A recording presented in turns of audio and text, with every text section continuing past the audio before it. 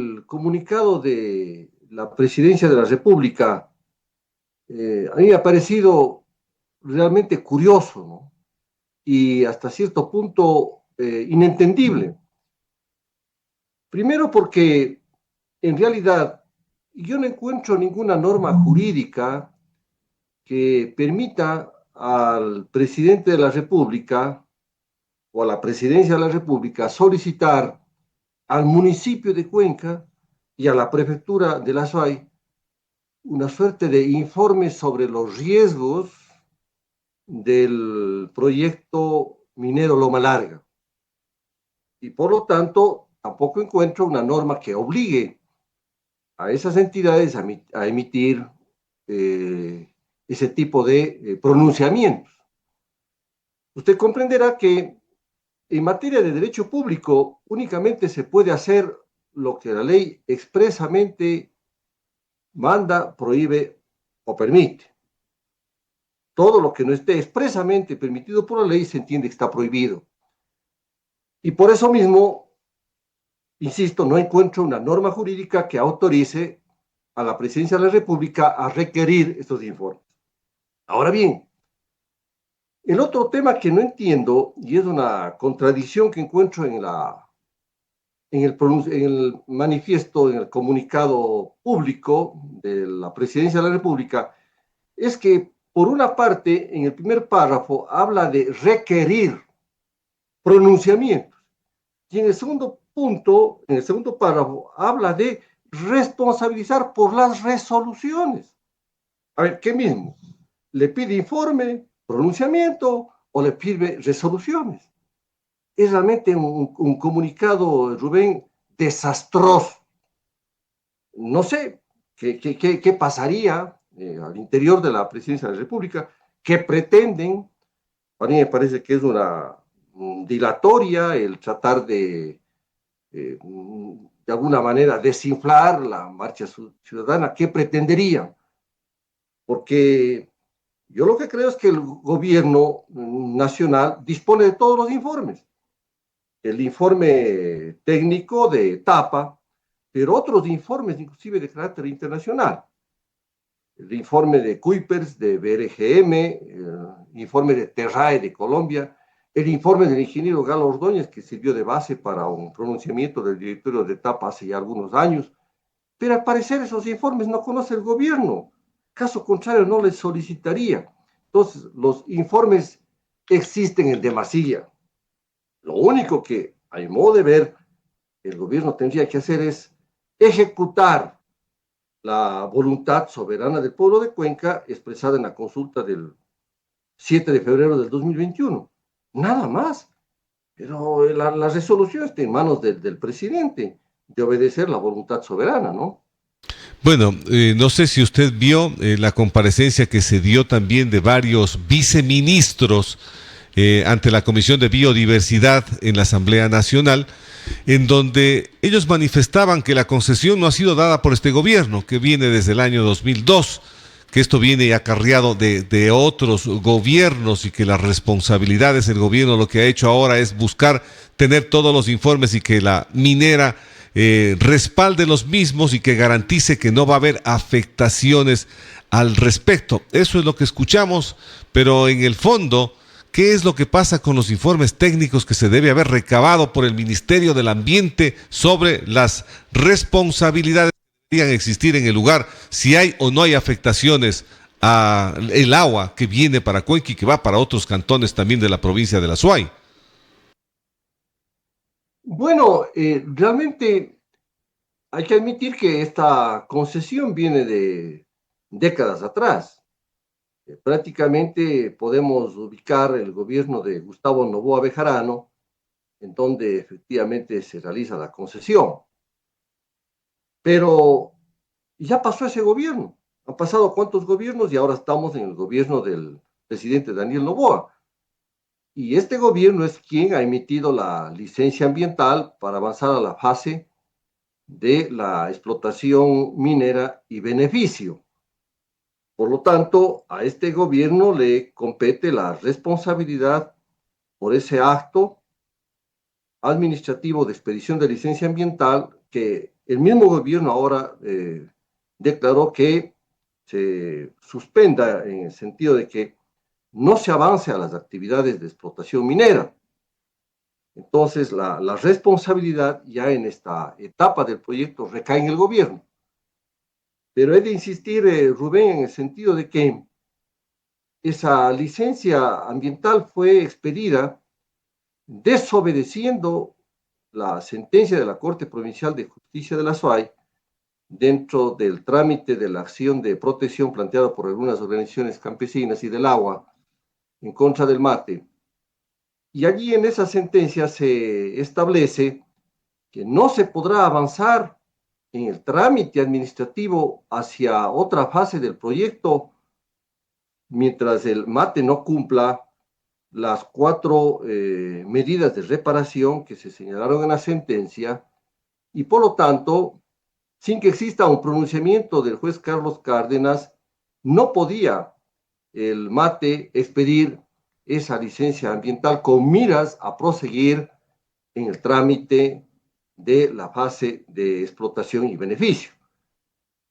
Por otro lado, a esa causal de nulidad de esa licencia ambiental se ha unido otra, Rubén, ¿cuál es la de que ahora la ciudadanía conocemos de que en el año 2020 se cambió la ficha catastral en la que una compra-venta de 120 hectáreas aproximadamente dentro de un cuerpo cierto que está con unos límites, aparece en la ficha catastral un cuerpo cierto de 250 hectáreas, un poco más, 261 hectáreas, y además cambiada la ubicación del sitio en donde se refiere la compra inicial, se cambia la ubicación del área a otro sitio. Y con esa información falsa, falsificada, contenido ideológico falso, se obtiene la licencia ambiental, lo cual es gravísimo. Pero he de insistir, si bien todos esos hechos abonan a que la licencia ambiental sea nula, carente de efectos jurídicos por contravenir una sentencia y contravenir el ordenamiento jurídico ecuatoriano, y ahora con esta noticia expedida sobre la base de una información falsa, sin embargo, aquí el hecho fundamental, jurídico, radical, democrático, es que existe un pronunciamiento del pueblo soberano de Cuenca en la consulta del 7 de febrero de 2021.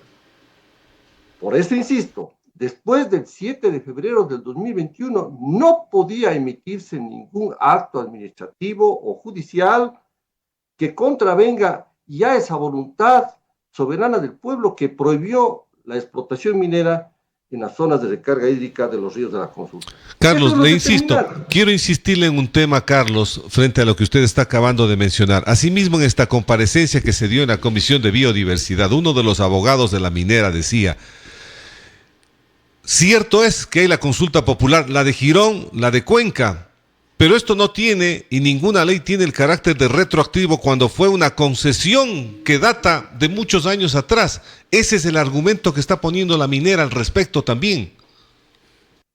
Claro, al respecto, Rubén, es una lástima que el gobierno carezca de asesores jurídicos capaces de señalar y hacer entender al gobierno que sí, esa consulta popular tiene efectos futuros. Claro, para la época de la consulta, la fase de explotación minera aún no se dio y aún no se da. Entonces, claro, el pueblo prohíbe la explotación minera en las zonas de recarga, la explotación minera en las zonas de recarga de los ríos de la consulta, y entonces surte pleno efecto, porque la fase de la explotación minera aún no se daba, ese hecho futuro, que hasta la fecha no se da, pues. Entonces estos señores no reparan esa situación. Pero además, Rubén, yo realmente hasta casi en son de risible he dicho de que ni siquiera han leído libro preliminar del Código Civil que se estudia en primer año de Derecho, cuando allí, en las reglas referidas a los defectos de las leyes, si comparamos la ley como una manifestación de la voluntad soberana del pueblo, igual lo es una consulta popular, pues allí se dice con claridad, ¿no? No se pueden desconocer los derechos, ¿sí?, adquiridos, pero esos derechos, una vez adquiridos, se ejecutan conforme la ley nueva.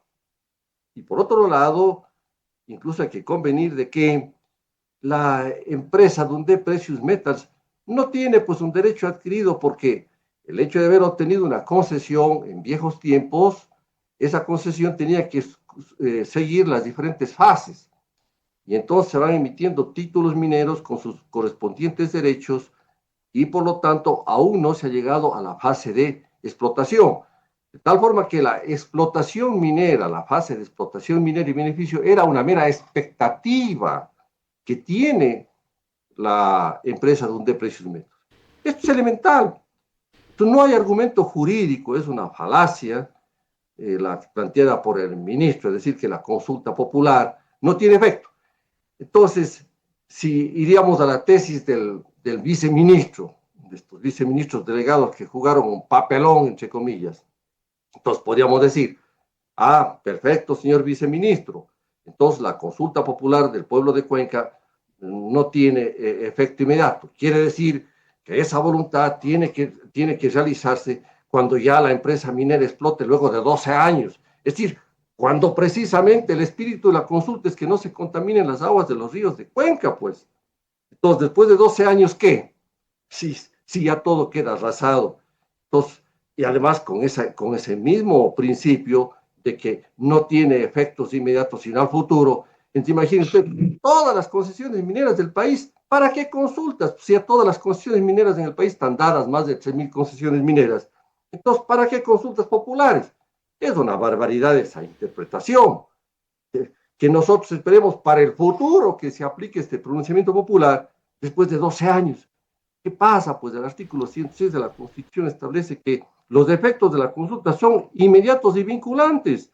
Si no, ¿para qué? Pues una consulta popular se formula con unos antecedentes, con unos considerandos, y todos los considerandos y los planteamientos que existen en la petición de consulta popular se referían al hecho de precautelar que no se contaminen justamente las fuentes de agua del Cantón Cuenca que nacen en Quimsacocha. Así nomás de simple es. Entonces, ese argumento del viceministro no tiene ningún asidero constitucional ni legal. Finalmente, Carlos, se viene ya el evento que será la próxima semana, el día 16, esta convocatoria, cómo se ha trabajado desde los diferentes grupos que están en la organización del mismo, cómo va a estar la marcha ya del próximo 16, Carlos. Bueno, mire, hemos trabajado nosotros con espíritu profundamente unitario, buscando, exigiendo y comunicando a todas las organizaciones, más de 90 organizaciones que participarán, pidiéndoles de que esta marcha lo hagamos con un espíritu profundamente cívico y ciudadano, sin ningún protagonismo político ideológico. Y hemos reiterado un acto pacífico, cívico, ciudadano, unitario, democrático, intercultural, en donde únicamente hay que hacer prevalecer el tema de la defensa del agua para los habitantes de Cuenca. Este acto no necesita de protagonismos políticos, ideológicos, no pueden existir ahí posiciones político-partidarias, pueden ir todos los políticos o quienes no se consideren políticos, políticos por acción, por omisión, creyentes, no creyentes, de cualquier religión, de cualquier partido, de cualquier ideología, con el único afán de hacer prevalecer este interés común, que es la defensa por el agua de Cuenca. De tal manera que nosotros esperamos que no existan unas conductas allí extravagantes, politiqueras, partidistas, exhibicionistas. Tiene que suprimirse cualquier afán electorero, demagógico, suprimirse contradicciones políticas, inclusive Rubén.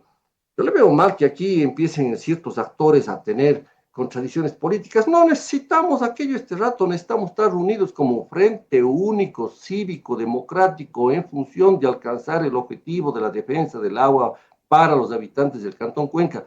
Esto tiene que escucharse bien, seamos generosos, altruistas, dejemos al lado por un momento la rencilla, las contradicciones, los afanes personales, grupales, los protagonismos. Simplemente concurramos como ciudadanos, ciudadanas, a expresarle al gobierno nacional que esta es la voluntad del pueblo de Cuenca y que el gobierno tiene que respetar esa voluntad. Nada más. Esta marcha no es una marcha contra el gobierno, ni a favor del gobierno, ni a favor del alcalde, ni en contra del alcalde, ni a favor del prefecto, ni en contra del prefecto. Es una marcha del pueblo de Cuenca, del Cantón Cuenca, de la población urbana y rural, en defensa de ese objetivo común. Que entiendan de una vez, por un momento, seamos sensatos, pongámonos la camiseta de Cuenca, estamos defendiendo el interés estratégico de Cuenca. Cuenca será perjudicada. Por eso me ha llamado la atención, inclusive, que ciertos sectores productivos, Rubén, me refiero a las cámaras de la producción, no se hayan pronunciado. ¿Acaso no son cuencanos, cuencanas, esos dirigentes, esos miembros de las cámaras? ¿Qué pasó? Aquí no es un tema de clases, de grupos. No, es el interés de los habitantes. ¿O acaso no beben el agua? Sus familias, sus hijos, sus nietos. Por favor, este es un tema vital de los intereses de los habitantes de Cuenca. Así tenemos que llevar la marcha. Así se está programando, Rubén. La marcha finalmente terminará en San Francisco. Allí haremos un acto ceremonial. Entiendo que la Iglesia Cuencana Católica está llamando a un oficio religioso. Luego habrá intervenciones. El principio es que no se les quite la palabra a nadie, que todo el mundo se exprese, pero que se exprese en forma corta, 30 segundos, 45 segundos, un minuto, tal vez máximo dos, pero sobre todo que lo hagan solamente en función de este objetivo. Y claro, se parará cualquier intervención que quiera entrar en aspectos politiqueros, en contradicciones, porque no hay cabida para ese tipo de expectativas de algunos politiqueros, Rubén.